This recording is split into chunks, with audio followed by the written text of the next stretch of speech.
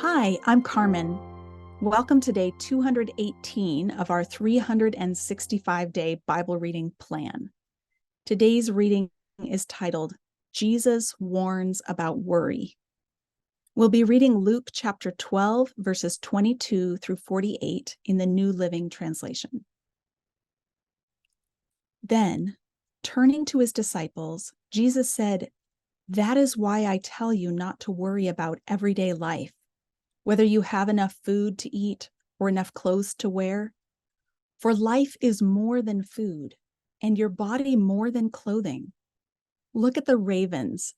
They don't plant or harvest or store food in barns, for God feeds them. And you are far more valuable to him than any birds. Can all your worries add a single moment to your life? And if worry can't accomplish a little thing like that, what's the use of worrying over bigger things? Look at the lilies and how they grow. They don't work or make their clothing, yet Solomon in all his glory was not dressed as beautifully as they are. And if God cares so wonderfully for flowers that are here today and thrown into the fire tomorrow, he will certainly care for you. Why do you have so little faith?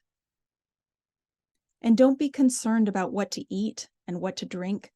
Don't worry about such things. These things dominate the thoughts of unbelievers all over the world. But your Father already knows your needs. Seek the kingdom of God above all else, and he will give you everything you need. So don't be afraid, little flock, for it gives your Father great happiness to give you the kingdom. Sell your possessions and give to those in need. This will store up treasure for you in heaven. And the purses of heaven never get old or develop holes. Your treasure will be safe. No thief can steal it, and no moth can destroy it. Wherever your treasure is, there the desires of your heart will also be.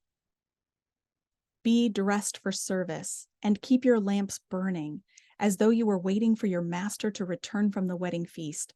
Then you will be ready to open the door and let him in the moment he arrives and knocks. The servants who are ready and waiting for his return will be rewarded. I tell you the truth, he himself will seat them, put on an apron, and serve them as they sit and eat.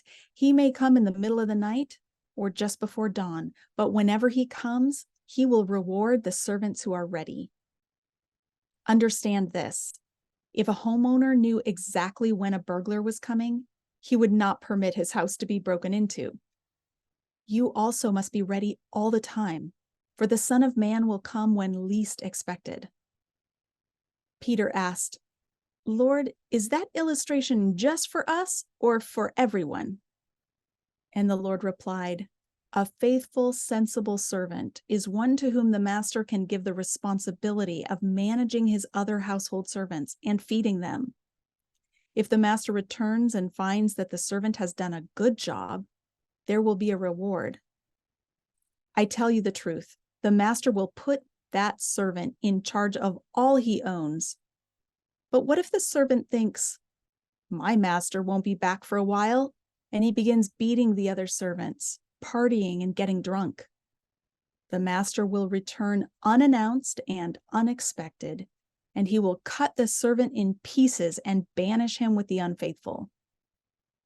And a servant who knows what the master wants, but isn't prepared and doesn't carry out those instructions will be severely punished. But someone who does not know and then does something wrong will be punished only lightly. When someone has been given much, much will be required in return. And when someone has been entrusted with much, even more will be required." Thanks for joining us for today's reading. And remember, everyone has an invitation to sit at Jesus' table. We hope you'll find your story and purpose in God's story.